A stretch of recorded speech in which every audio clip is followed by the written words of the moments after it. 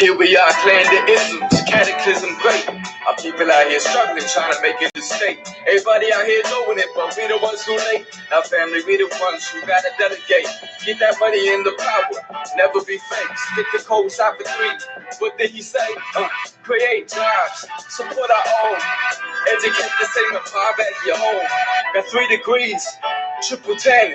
3 PhDs got me on the CNN. DBTV, let's talk about negligence. Ignorance is bliss, but we can turn it to intelligence. Believe none of what you hear, half of what you see. Let's break it down here on Dr Boyce TV.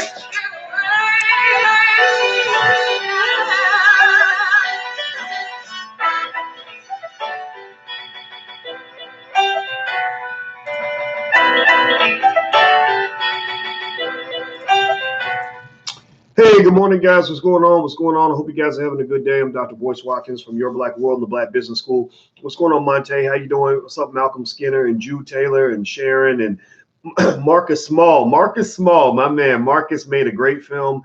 Everybody should see this movie. It's called The Melanin Code. The Melanin Code. Marcus is part of the emerging new Black Hollywood that's coming, whether y'all like it or not. It's whether people like it or not or happy about it or not. The new Black Hollywood is coming, and it's basically consistent of what I call blockbuster films. Blockbuster films are basically movies that are like blockbusters, except they're all Black, and they are made by people from the community, and we own that shit. And so if you believe that Black people should own that shit, then say own that shit in the chat. Own that shit. OTS. OTS. If you believe Black people should own that shit, then type it in the chat, because you know, the number one word, we talked about this the other day when I was talking to Dr. Claude Anderson about his upcoming appearance on the Breakfast Club. And you guys know I spent 5 hours with Dr. Anderson 2 days ago. And you know, one of the things that he brought up again, and I reiterated to him, I said when I was talking on the channel, I asked you, and then I repeated to the audience, I said, if you were to tell Black people one thing, and you had 5 minutes to talk to Black people, 20 million Black people, what would you tell them to do? And he said, acquire resources, acquire resources, acquire resources. So the word of the century for us, the word, not the word of the day, not the word of the week, not the word of the month, not the word of the year, not the word of the decade. The word of the century for the 21st century is resources. Resources, the acquisition of resources, acquisition of stocks and bonds, acquisition of real estate and land, acquisition of businesses. That is our number one mandate. That is what will help restore Black power. So in the chat right now, I want you to type the word resources. Everybody type the word resources to let me know that you get what I'm saying. Type resources in the chat because resources is where it's at. If you build resources, if you acquire resources for your children, then your children will be in a position of power and they won't have to endure these goddamn plantation fights that I'm seeing right now. This Kaepernick stuff. It's a plantation fight. Why do I call it a plantation fight? Well, I call it a plantation fight because if you look at the key suspects in this battle, I'm going to pull out my scholarly glasses, put them on my nose here so I can pretend like I'm better than other people. I see Mr. Jay-Z, who works for the NFL now, apparently. He's like their mascot or something. I don't know.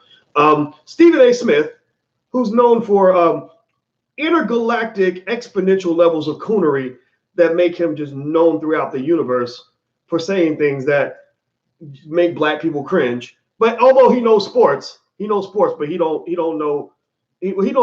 knows coonery, right? Like Bo knows basketball, Bo knows football and all that.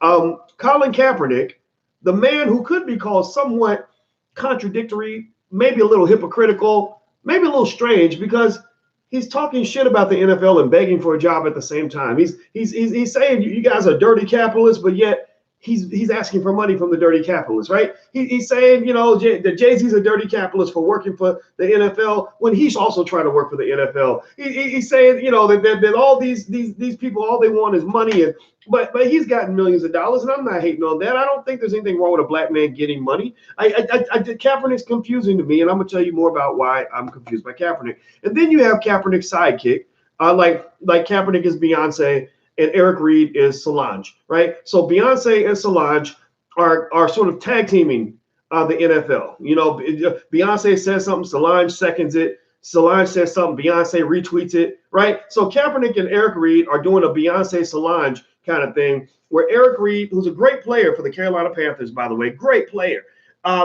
is basically, you know, calling people coons. Like he was on last night. We talked about this last night on the channel. I'm sorry I got disconnected. Sometimes the man be watching, you know, we got Popos and COINTELPRO watching, so sometimes they just disconnect my internet and do all little things to disrupt the revolution, like hide my socks and all these other things, and it just pisses me off. But Eric Reed plays for the Carolina Panthers, and he made $1.39 million last year, which is less than what he should be making because he's much better than that. But yet he says Stephen A is tap dancing for the NFL. And I'm not saying Stephen A isn't tap dancing. We know he's got his tapping shoes nice and warm every morning, right? We know this. Like that's why Stephen A makes the $8 million. That's Dr. Claude Anderson in the book Powernomics, or in the book Black Labor, White Wealth, which everybody should read. These should be the first 2 books your kids read. They talk about something that slaves used to get on plantations called meritorious manumission. Meritorious manumission. Has anybody ever heard of the term meritorious manumission? Give me a yes or no if you've heard of the term meritorious manumission. Give me a yes or no. Give me a yes or no while I throw this book over here, and hit the thumbs up button, by the way. If you haven't hit the thumbs up button, if you're on Facebook, please share this to your page. I would really appreciate that. Hit that thumbs up button and the notification bell and all that stuff. Meritorious manumission. If you come on Powernomics Thursdays, that's when we have Dr. Claude Anderson in, because we got to show respect to our elders, respect to the OGs. Dr. Anderson was the originator, one of the originators of the reparations battle. He filed a lawsuit, a federal law, civil rights lawsuits many years ago for the 1866 Indian Treaty. He's been fighting for reparations much longer than any of the people that are claiming that they were the originators of the movement. They're not the originators. The originators were in the 40s, 50s, 60s, and 70s, and even before that, right? So anyway, Dr. Claude Anderson, he comes in and he talks about meritorious manumission, which is basically the reward that slaves would get for serving the massa, right? So you can earn your meritorious manumission by, you know, tap dancing real nice for massa and doing a good job entertaining white people, which is what we do when we play sports and rap for them and do all these other things. And we think of ourselves as only, you know, as defined by what we're doing for white people, which really makes me cringe, because I hate seeing a black man say, I was born to be an athlete. You weren't born to be a fucking athlete. Seriously, you're 28 years old, 30 years old, playing a child sport. Like, it doesn't mean you shouldn't do it. They're paying millions of dollars to do it. But you weren't born to, like, play basketball. Like, you were born to be a husband and a father and an asset to your community, right? So I think a little balance is necessary. Taco Fall is from Africa. He's 7'6". And I'm sure his whole life, everyone said, oh, you should play basketball. You should play basketball. Our 16-year-old goes to that. He's like, Mom, I don't want to play basketball, but everybody keeps saying, play basketball, play basketball. I have my goddaughter who I walk down the aisle, so she's pretty much my daughter. She's 6'3", and in her whole life, everybody's been like, oh my God, you're wasting your talent because you're so tall. You should be playing basketball. And she's like, I don't want to do basketball. I'll do a sport, but sports don't matter that much to me. I want to be smart. I want to actually have a career. I want to be a woman first, and like so I was like, baby, just do your thing. Like, you're a great athlete, but you're not born to be a fucking athlete. Seriously. So she went to Columbia University, got an Ivy League degree, used sports to get the degree, and now she's a teacher, and she's more of a teacher and a human being than she is a damn athlete. I told my stepson, I said, you're more of you're going to be the black Elon Musk. You're going to be a billionaire one day because you're going to start a business and do great things. You're more than just a basketball player. Don't let anybody tell you that. But we got kids in our neighborhoods that really think that your number one, like, reason for existing is to play a damn sport.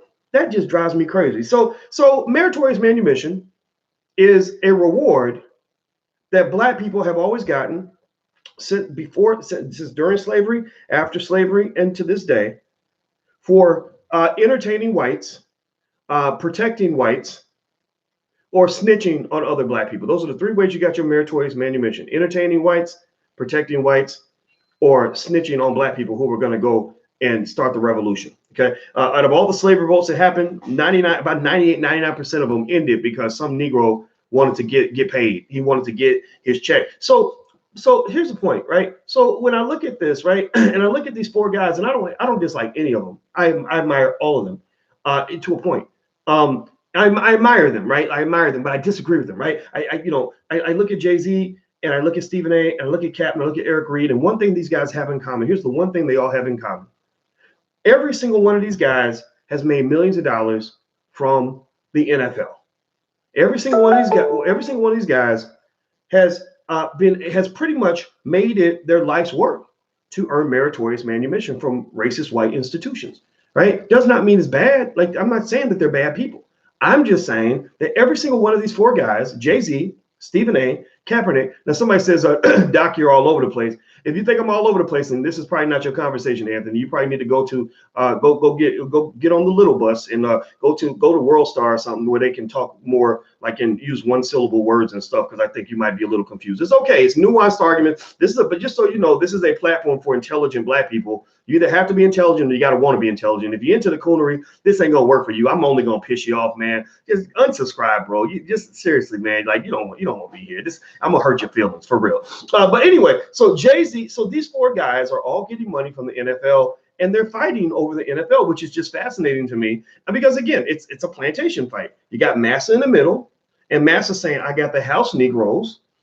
Which would be, I think the house Negroes, according to my scientific analysis, the two house Negroes in this scenario would be Mr. Jay-Z and Mr. Stephen A. Smith. Both of these individuals are well taken care of by the NFL, and they are in the good graces of the master of the plantation. Now, the field Negroes would be Mr. Kaepernick and Mr. Eric Reed, because they're on the outside looking in. When Jay-Z took that deal with the NFL, Kaepernick got pissed and said, you're a traitor. And I was fascinated by this statement, because I'm like, Negro, you're applying, you're begging for a job from the same place he just got hired. Like, I mean, think about this. Let's put it in real life terms, right? So, I want to date a girl, and she don't want to holler at me. She doesn't like me, and so my boy, I'm sitting there with my boy. I'm like, man, she a bitch, man. You know how guys do, right? You know how we act all insecure and shit. We be like, hey, girl, how you doing? And then when y'all not interested, we be like, bitch, yo, ugly bitch. I don't want your ugly ass anyway. But when you call me, right? Guys do that, right? And so I'm sitting there like, man, she a bitch. And my boy's like, yeah, dog, she a bitch. And then I find out later on that, he's hooking up with this girl, right? Now I'm gonna be mad at him, right? I will be mad at him, because that's just kind of dirty. You don't do that to your real friends. But I doubt that Jay-Z and Kaepernick were ever real friends to begin with. I'm trying to get this white thing off my shirt. I don't know what this is. Okay, anyway, it'll just be the little random white dot on my shirt that you'll have to look at. Anyway, so Jay-Z, so Kaepernick is like, man, the NFL sucks. The NFL, they mean to me. They won't give me no job because they be hating, right? And Jay-Z's like, yeah, they be hating. They ain't right. But then the NFL comes along and again uses divide and conquer, which has been used against slaves since slaves came into existence. And the NFL comes along and says, well, we'll take you, but we don't want him, but we'll take you, right? So the girl that you're mad at because she won't go out with you looks at your boy and she's like, I think he's kind of cute, and he's actually more respectful than you are. You up here talking to me all crazy, but he was pretty nice to me, so I'm gonna go out with him. And then you're mad at your boy. You're like, you're a traitor for dating that woman. I can understand that feeling, right? I think in a friendship, it would be personal. I know I'd be mad, right? And a lot of us would be mad about that. But, the thing about it is that, somebody might also say he doesn't need your permission to decide to go date that girl, especially if y'all ain't even that close anyway. If y'all ain't really that, if y'all are best buddies, like, if y'all best buddies, then maybe it's a different thing. But if he's just a guy that you happen to know, it's a little weird to tell that other guy, like, you should have asked me if it was okay to date my girl, right? And I think that with Kaepernick and Jay-Z, I didn't understand Kaepernick's disgust with Jay-Z for taking the role with the NFL when Kaepernick was simply upset because he didn't get the job first, right? Now, with that said, though, all of them are making valid points. What they're doing is they're sort of doing a yin yang argument, right? Each of them is making valid points on different sides of the same issue, right? Jay-Z and Stephen A are basically saying, look, they're putting millions of dollars in your pocket. You're privileged, and it's a little hard for me to hear people, my conservative friends in my ears say things like this, but I try to listen so I can hear all points of view. So I talked to some of my more not, I want to say coonish friends, but I'm going to say my more backward Negro ass friends. And say Jason Whitlock. Jason Whitlock, I consider him to be a friend, but my God, about 40% of what he says makes me cringe. It really does. But I like having friends that make me cringe, because that's how I grow. That's how I see other points of view. And so, Jason Whitlock might say, come on, man, they're giving you a better lifestyle than 99% of all people. You are in the 1%. You're asking them to pay your bills. Why? What are you complaining about? Right now, Kaepernick and Eric Reed are making the very basic point, which I agree with, that because most of the majority of the NFL players are black, the NFL has some sort of moral obligation to care about issues that affect black males. Now, in fact, give me a yes or no if you think that the NFL should actually support the idea of protesting on behalf of police brutality and black men killed by the cops. How many of you agree fundamentally with what Kaepernick is doing? How many of you feel that the NFL should actually be okay with that and sort of let that slide? Give me a yes or no. Hit the thumbs up button after you do that. Please hit the thumbs up button and the share and subscribe button. Okay, I see a lot of yeses. I disagree from Patrick, it looks like. Okay, I see some no. I see a couple of no's. I see mostly yeses. Okay, so I'm going to say that I'm in the category of saying yes. I think the NFL should get behind the police brutality issue on some level, right? Maybe not a radical level, but on some level they should, right? Because the WNBA, they know that the league is full of members of the LGBT community, so they should be behind LGBT causes. If I hired a bunch of people who were gay, I would feel very bad to not support gay rights and gay issues because I'm leveraging the gay community to get my number one resource that runs my company. So Kaepernick is making a good point, but I think that, and I feel like he was done wrong. He was blackballed, but I think that sort of the way this thing is going, where you've got this sort of, righteousness competition, where you've got the people on the outside, the Kaepernicks and the Eric Reeds, so to speak, who really kind of are on the outside, but they're not really marginalized completely. Both of these guys have gotten millions of dollars from the NFL. Eric Reed continues to be employed by the NFL. So when Eric Reed says Stephen A. Smith is tap dancing for the NFL, well, you may not be tap dancing, but what do you call it when you really are out there tapping and moving and doing football drills for them? Like, it ain't tap dancing, but you're football dancing for them. Like, you're doing something for them. Like, you're taking hits to the head that are probably going to give you brain damage for them. Like, so when you talk about tap dancing for the NFL, what does that really mean? And I see Eric Reed quoting Malcolm X, right? And I asked you guys this last night. I asked you again, give me a yes or no. Have you ever seen, he quoted Malcolm X when he talked about Stephen A, because he went in on Stephen A on social media, which I thought was very sad to watch.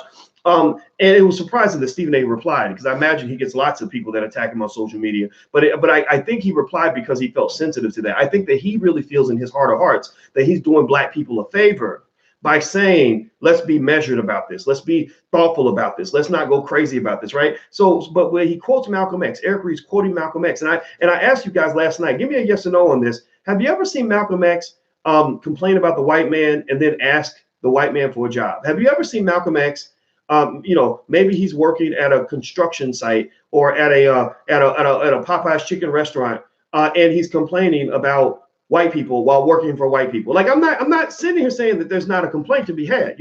I talk about what white people do every day. White people gonna keep on being white. But have you ever seen Malcolm X, at the unemployment line saying, we got to take on the man, and the man ain't right, and you've been hoodwinked, you've been bamboozled, you've been run amok, you led astray, and now please let me fill out my job application because I deserve to get this job, right? Malcolm X ain't never, in my history, from what I know, I've never seen Malcolm X begging for a job, right? So when I see Kaepernick, asking for a job, I'm not gonna say begging because I don't want to sound like I'm dissing the poor guy because he's young and maybe he's gonna figure this out later. When I see him asking the NFL to give him a job, but yet he's talking major shit about the NFL, I'm putting myself in both shoes. I'm like, yeah, he has a right to be mad because, like LeBron said, the NFL is full of plantation owners. But if I'm the NFL, you ain't getting shit from me. I'm serious. I'm just telling you guys, like, seriously, let's flip it. Let's make it, help you guys see it. If you own a business, and somebody talked mad shit about you and told you that, that you were racist and that you wasn't shit and your product was terrible and blah, blah, blah, blah, would you hire that person on the job? Like, would you feel comfortable? Yes or no? Give me a yes or no. Would you feel comfortable having an employee who hates your guts, who is literally doing everything they can to disrupt your brand, to cause chaos on the job? I get it. I'm not saying that they wouldn't be right. Maybe you are an asshole. Maybe you need to hear that. But I'm gonna jump on a limb and tell you, you ain't gonna do that in my fucking house. That's not going to happen in Boyce Watkins Enterprises. That's not going to happen because I have fired several people, and you have seen some of those people that I fired get pissed off because they thought they could come up in my house and make the rules. Some of these people are public. Some of these people are mad. Boyce ain't shit. Boyce ain't shit. Yeah, I ain't shit because I'm not putting up with your shit. You can go build your own shit if you're gonna talk shit. Seriously. So when I say to Kaepernick, when I say to Kaepernick, Eric Reed, everybody else, all these black men talking shit is build your own shit, and then you can talk all the shit you want. You can't go into another man's house and complain about the furniture. You can't be in another man's territory and then tell him like why you deserve to have the big piece of chicken in the master bedroom. No, you're not. That's not your role. That's not your job. You're playing out of position right now. Because you're the third string linebacker acting like you're the quarterback and the captain of the team. No, you're not the quarterback and the captain of this team. You're not the coach. You are an employee. You're not the employer. Now, how do we change that? Well, I've told you guys 1,000 times. I don't understand why black men have not created their own football league. I just don't get it. It just doesn't make any sense. Ice Cube created the Big Three League. Shout out to Ice Cube. I see other people that have tried to create leagues. They don't have the millions of dollars in resources, but I just really don't understand why these brothers haven't just. I mean, when you get to where you're talking all that smack, you got to have your own territory. Like my mama and my father used to tell me when I got to an age, how boys get to a certain age, they get 15 or 16, they start bucking up. And I got about 14, 15 or 16. I started thinking I was a man, and I started getting a little hair on my chest and everything. And I'm like, yeah, well, it ain't right in here. That ain't fair. You shouldn't be like this, right? And my parents were just basic. They were like, okay, you want to talk like that? Well, you got to move out of your you got to move out. You got to go when you get your own apartment. You can do whatever you want, right? But until that day comes, you are in our house, you're eating our food, you're staying in a bedroom that we pay for. So this ain't a democracy. It ain't gonna be a democracy up in this motherfucker. Seriously. Like our house was not a democracy. And I think the NFL is kind of the same way. They're like, yeah, the minute you start paying our bills, then you can tell us what to do. But if we're paying your bills and you're asking us to do that because you have nowhere to go, obviously, because you spent years putting your life on hold for years, waiting for us to give you an opportunity. Well, guess what? The ball is completely in our court. We are the coach, the player. We are the referee. We are the owners of the building. We own the ball. We control this damn game, and you ain't nothing but a player in it. And you will move according to the rules that we structure in this process. So that's why I tell you guys it's very important to teach your children the importance of being able to establish their own institutions and create their own situations. That is the pathway for freedom for black people, not sitting around asking white people for jobs and complaining about them at the same time. It honestly makes us look a little weird and a little crazy. I'm just telling you the truth. Not that I care about what other people think, but I'm just telling you. Give me a yes or no if you get what I'm saying. If you think I'm off, then just say no. I don't care. I mean, give me a yes or no. Do you follow what I'm saying? Do I at least have a point? Can you at least concede that to me? Maybe you don't agree. Maybe you think I'm out of control. Like, how dare this Negro up here talking about owning their own stuff? We know black people can't own shit. Black people can't build a league. White men's only the ones that know how to build a football league. What you talking about, boy? You're talking crazy. You're crazy Negro talking about black people owning stuff. What's wrong with you, right? So. Anyway, hit the thumbs up button. Please hit the thumbs up button. Hit the share and subscribe button. And some of you are asking about this shirt. We actually have a t-shirt shop. If you want to go to wokeblacktees.com. That's wokeblacktees.com. We're big on wokeness, but wokeness actually should be followed by action. And financial wokeness is our most important form of wokeness in a capitalist society. In a capitalist society, you cannot win if you're not financially woke. That's why when you got rappers that will run and chase down Jake the jeweler before they actually go and want to go own assets and build schools for the children, then that's why your community loses. So feel free to go to wokeblacktees.com. All right. So let me read some of this article. I saw this article online. I think it's really good. So I'm gonna read it to you. Let me see here. What's up, Instagram? I didn't say hi to my friends on Instagram. My Instagram is The Real Boyce Watkins. So if you want to keep it real and keep it intelligent, go to The Real Boyce Watkins. All right. So let's see, on Saturday, November 16th, Colin Kaepernick spurned an NFL orchestrated workout. This is from BozemanKissFM.com. So I guess in Bozeman, some city called Bozeman, I think it's Idaho or something, somewhere, I don't know. But it's a radio station. They said that they're talking about Colin Kaepernick changing the workout date. I don't know, give me a yes or no if you saw that, where Colin Kaepernick changed the location at the last minute. He kind of said, I want to work out at this high school. I don't like the facility, and that's fine. I mean, it is what it is. Now, listen to this. This is fascinating. This made me really think. It made me wonder what the hell's going on. So basically, they said that Hove, Jay-Z, is disappointed with what happened. A source close to the situation tells Double XL that Jay thinks Kaepernick turned a legitimate workout into a publicity stunt. The NFL sanctioned workout is one sportscaster, Dan Patrick, says Jay-Z pressured the league into doing following backlash from the rapper's partnership with the NFL.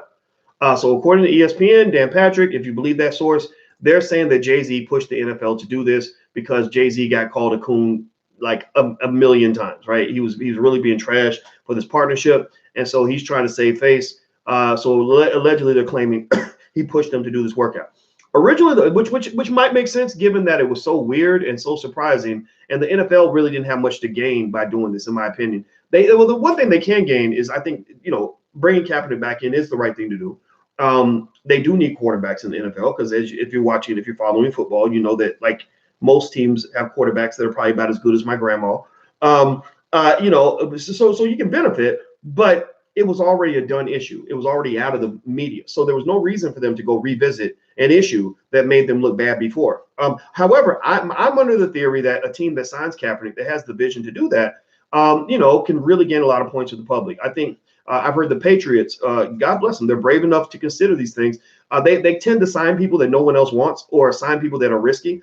And I think that's great. That's how they get great talent, and I would love to see them sign Kaepernick as a backup to Tom Brady, maybe take over for Brady when Brady retires, because the man's like 112 years old. So maybe he can, take that spot. But at the end of the day, I think I don't really know if Kaepernick made things easier for himself by coming in and literally putting his testicles on the table, like literally coming in and saying, I'm controlling this narrative.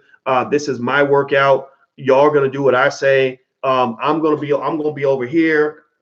If y'all want to interview me, if y'all want to watch me work out, y'all gonna have to come to this local high school. And I think they were probably confused by that. I don't know anybody who has ever gone to a job interview and told their boss, their future boss, like, the interview's not going to be here. It's going to be over in my house, and I need y'all to just come to my house, right? I just think that takes a lot of guts.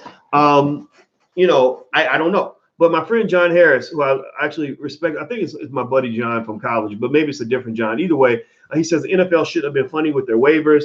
Those teams that really wanted to see Cap did. Yeah, I was curious about the waiver. So what I read was that the waiver was the standard waiver that all the players sign when they go to the combine. Now, maybe that's not true. Maybe they made a special Colin Kaepernick waiver. But from what I saw, from what I read, it was the same waiver everybody signs. That, in fact, I think Stephen A made that point, if I'm not mistaken, that, or at least he made the point that Eric Reed, he said, you tried out under the same conditions that they were asking Kaepernick to try out in. Like, you did the same damn thing. So why would you think he's too good for that process? And I think it's a valid point. So anyway, it says originally the workout was scheduled for Kaepernick to showcase his talents for NFL scouts at the Atlanta Falcons practice facility in Flowery Branch, Georgia. However, Kaepernick's reps released a statement prior to the scheduled event saying Kaepernick took issue with, quote, an unusual liability waiver that addresses employment-related issues requested by the NFL.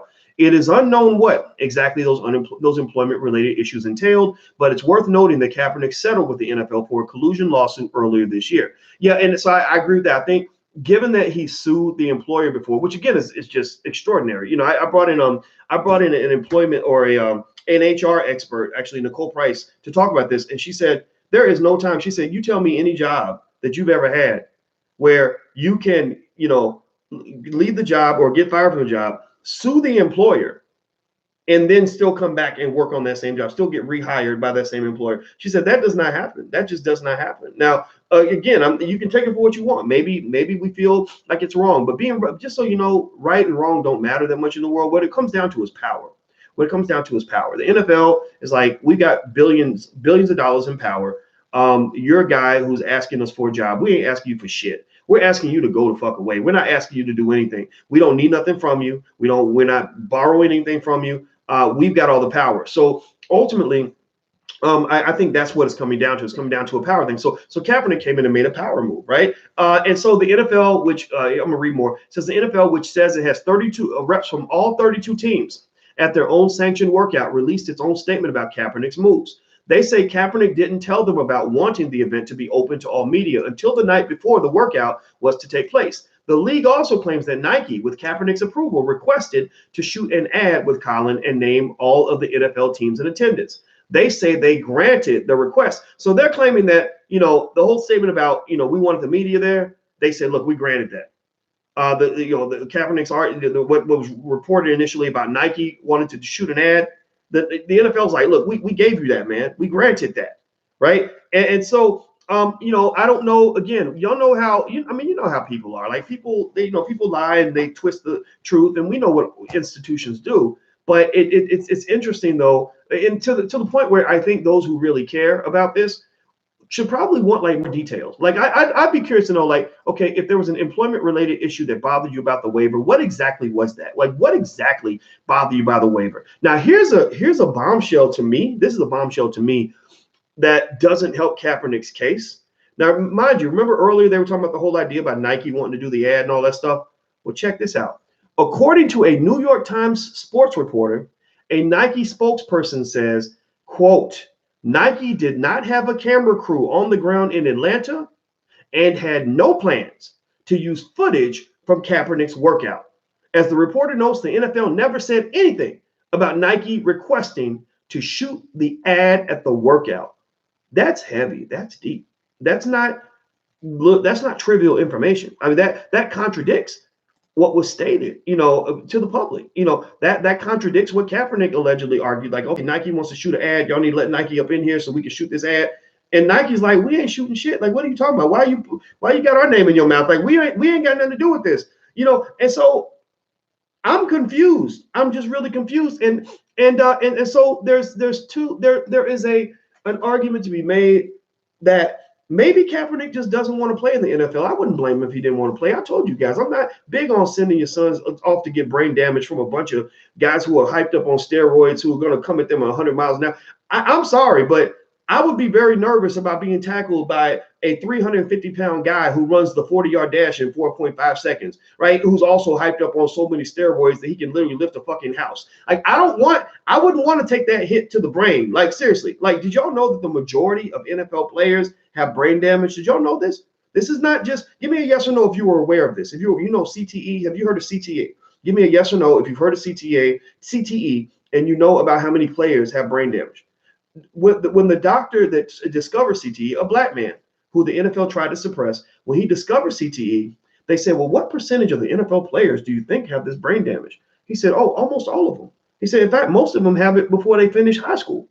Like, a lot of the hits you take in high school and middle school are actually damaging the brain. The NFL hits are destroying the brain, because I'm an athlete. Like, I follow sports. I was muscular and fast and all these things. Like, I played all the sports, and so I love sports. I follow sports. Sports are cool. But I'm just telling you guys, just straight up, point blank period, this game ain't safe for the brain, man. I know guys who play in the NFL who go to pick up their daughter from school and then can't remember how to fucking get home to take their child back to the house. Can't forget where their house is located because whatever part of that brain contains that information took a few many hits to the head, right? A few too many. So I'm not telling you what to do. I'm just saying, if Kaepernick said, I don't want to play football anymore. I just want to be, I want to be like a Gandhi, Malcolm X, Martin Luther King figure and go give speeches and run my foundation.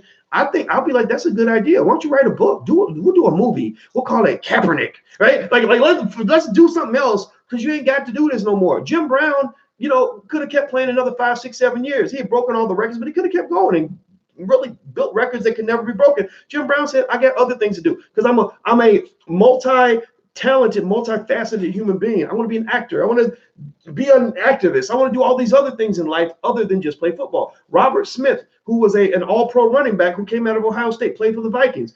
He said, I want to go to medical school or some shit. I forgot what the hell he did, but he's like, I'm done. I don't want to play anymore. They're like, why would you not want to play football? My God, Master loves you. And so you could keep on playing and keep getting hits to the head and get extra brain damage. He's like, no, I don't want to do that. My brain is important to me. As a black man, my mind matters to me more than my body. Right. So I would not blame Kaepernick if he didn't want to play anymore. And I really wouldn't be surprised if that is what might be happening. But at the same time, it does contradict the fact that he was so damn good at that workout. Like, I saw some of the footage. I was like, wow, he's making all the throws, man. This guy, woof, I would love to see him on the field. Kaepernick's built to play this game. He's a great athlete, but I just feel like he could do so many other things. And so I would not blame him if he didn't want to play. But I think at the same time, it gives the impression that you're wasting people's time. That this whole conversation should just come to an end. It happened. They did the workout. The workout did not work out. If none of the teams sign him, then I think it's time to just kind of move on to something else. Seriously. So anyway, hit the thumbs up button. Please hit the thumbs up button. And also, don't forget, we're looking for Black-owned businesses. So if you have a Black-owned business and you want to register your Black-owned business, go put it on the list. We're building a database of Black-owned businesses so that everybody can find them and support them. So go to theblackbusinesslist.com, THE. That's theblackbusinesslist.com. And also, if you want to educate your kids on business and stuff like that, we have a Black Business School for children at blackmillionairesoftomorrow.com. That's blackmillionairesoftomorrow.com. We've actually got people on the line that can talk to you right now if you're interested in signing up. So please hit the thumbs up button. So let me read more of this because I got a meeting to run to in a second. Following his workout, which reportedly left NFL scouts impressed with his arm strength and other attributes, Kaepernick's team released the following statement. Quote, from the outset, Mr. Kaepernick requested a legitimate process, and from the outset, the NFL league office has not provided one. Most recently, the NFL has demanded that as a precondition to the workout, Mr. Kaepernick sign an unusual liability waiver that addresses employment-related issues and rejected the standard liability waiver from physical injury proposed by Mr. Kaepernick's representatives. Now, that's interesting. I'd like to know more about that. I'd like more details. I think I'd like more receipts on this, right? Because allegations are being thrown back and forth, and I think it's interesting. I think the public cares about this. Additionally, Mr. Kaepernick requested all media be allowed into the workout to observe and film it for an independent film crew to be there to ensure transparency. The NFL denied this request. So that contradicts what the NFL said. The NFL said, look, we let media in, and Kaepernick is saying, his team saying, no, y'all wouldn't let all the media in. Based on the prior conduct by the league office, Mr. Kaepernick simply asked for a transparent and open process, which is why a new location has been selected for today. Mr. Kaepernick looks forward to seeing the representatives from the clubs today. Kaepernick has not played an NFL game since the 2016-2017 NFL season. Despite possessing what many people believe to be an NFL-ready skill set, Kaepernick hasn't been able to sign with a squad since he last played a game. So, you know, I'll just say this. Now, the NFL, their final statement is, we're disappointed that Colin did not appear for his workout. He informed us of that decision at 2:30 p.m. today, along with the public. Today's session was designed to give Colin what he has consistently said he wants, an opportunity to show his football readiness and desire to return to the NFL. 25 clubs were present for the workout, and all 32 clubs, their head coaches, general managers, and other personnel executives would have received video footage of the interview and workout shot by the Atlanta Falcons video crew. It is important to note the following. As stated above, more than 3/4 of the NFL clubs were present for today's workout.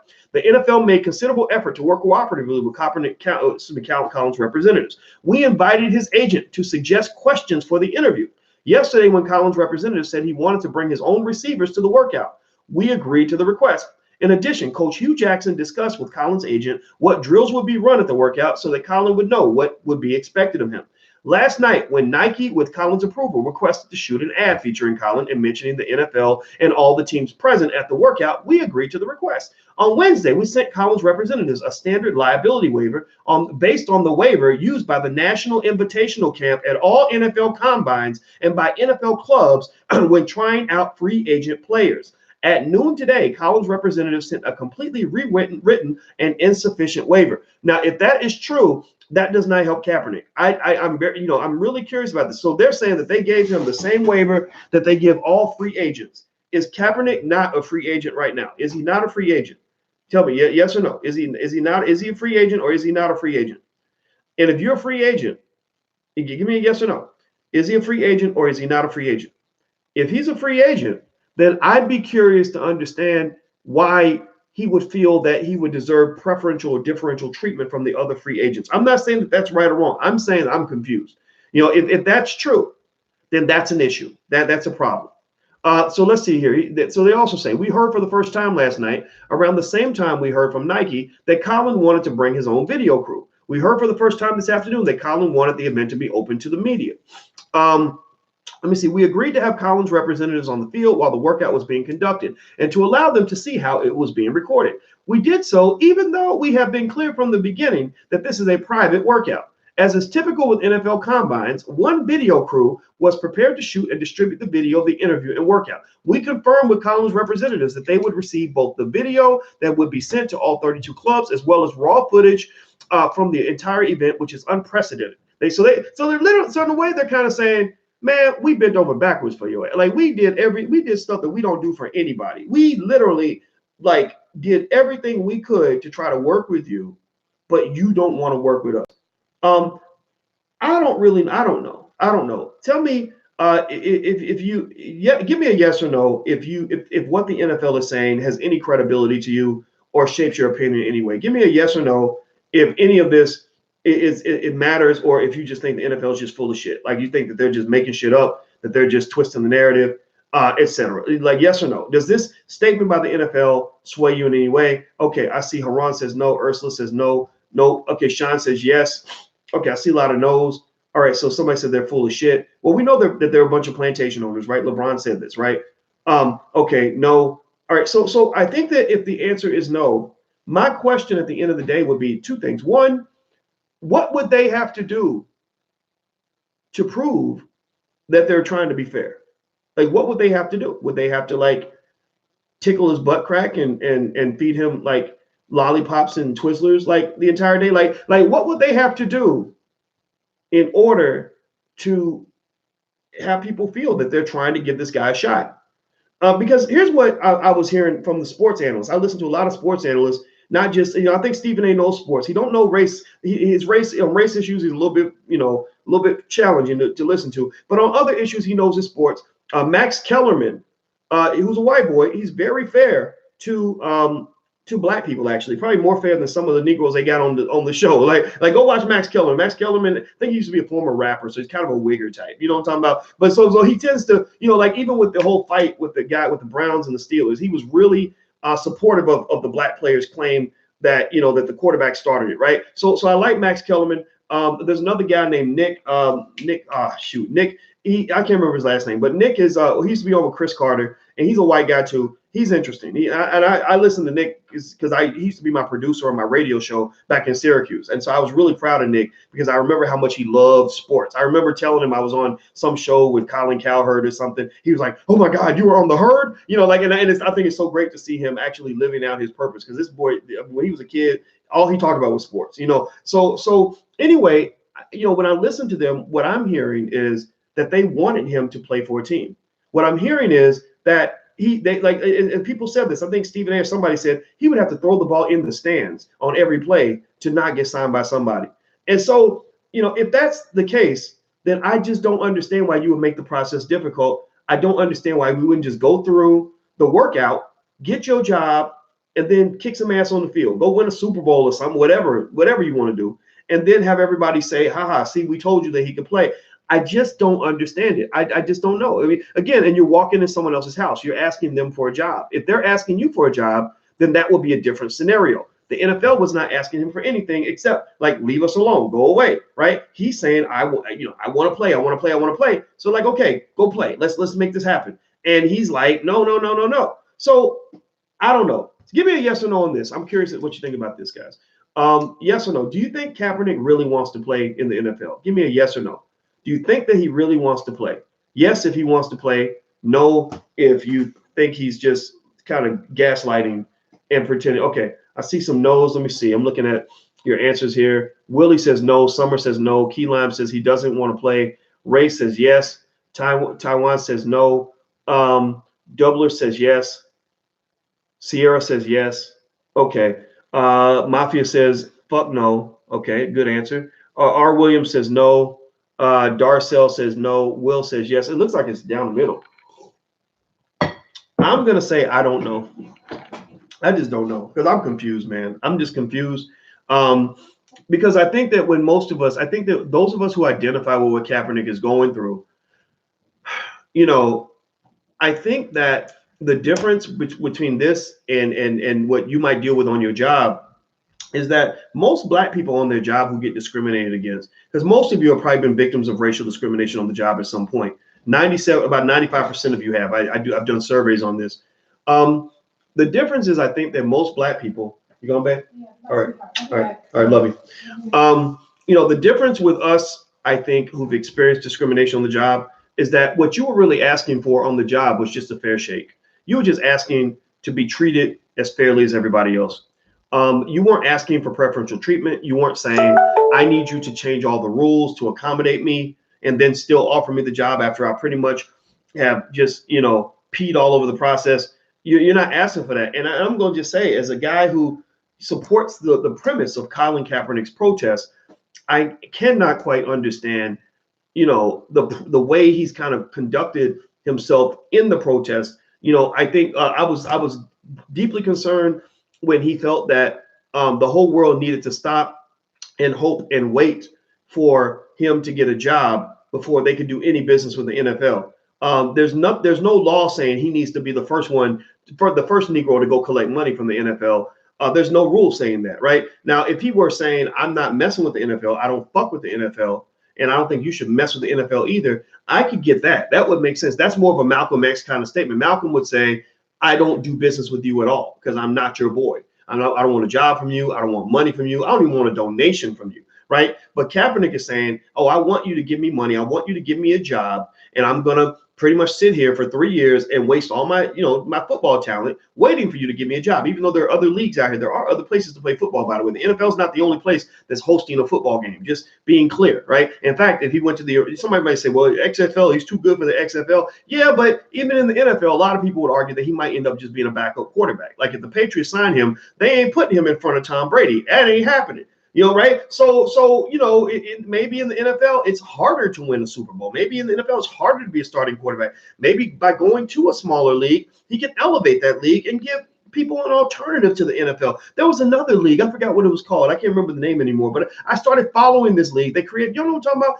They created this other football league a few months ago, and it was really good, and I was really getting into the games, and I got to know the teams and all that. And then in the middle of the damn shit, they just shut the whole goddamn league down. It pissed me off so bad. They screwed over the players. They just, like, literally, they were staying in hotels, and they wouldn't pay the bill. And y'all know what I'm talking about? I don't know, did anybody else watch that league? But the AAF, I think that's what it was called. Yeah, it just made me so mad. And so think about this, right? If a Kaepernick signed with a league like that and used his brand power to elevate the league, got his celebrity friends to use their Twitter following to get people to watch that league instead of the NFL, then maybe that league could become a competitor to the NFL. Because let's just be clear. I'm going to put on my black finance professor hat for you guys right now. Let's see. I don't have that. Let me see where if I have my hat. Okay, here, hit the thumbs up button. This is my Black Finance Professor hat. It says Black Finance Professor. I'm putting on my Black Finance Professor hat for you guys real quick to say that when you talk about brand building and monetizing and making money through entertainment, the quality of the players is secondary to the recognition of the brands. The quality of the athletes on the field is secondary to the recognition of the brands and the following that the teams and the players have, right? Brand building always trumps talent almost every single day of the week. Why is that true? It's true because I could take an NFL game between two teams that nobody cares about, right? And with great athletes who are far better than any player in college because they're all in the NFL, right? And play it on, ABC. At the same time on NBC, have a game between Duke and North Carolina, right? Let's say it's basketball, right? Which do you think people would watch? Would they watch the game between the two crappy NFL teams that nobody cares about? Or would they watch Duke versus North Carolina? Which Duke, or would they watch crappy? Which one? Duke or crappy? They would watch Duke. Why? Is it because the athletes in this game are better? No, the athletes are not better. The athletes are more, their brands are more recognized. So basically, what it takes to build a secondary league, what it takes to build another league to compete with the NFL is to have a framework within which these brands get elevated and recognized at a high level. Well, guess what? You take the top 10 black athlete celebrities out here. They have about 500 million Twitter followers and Instagram followers.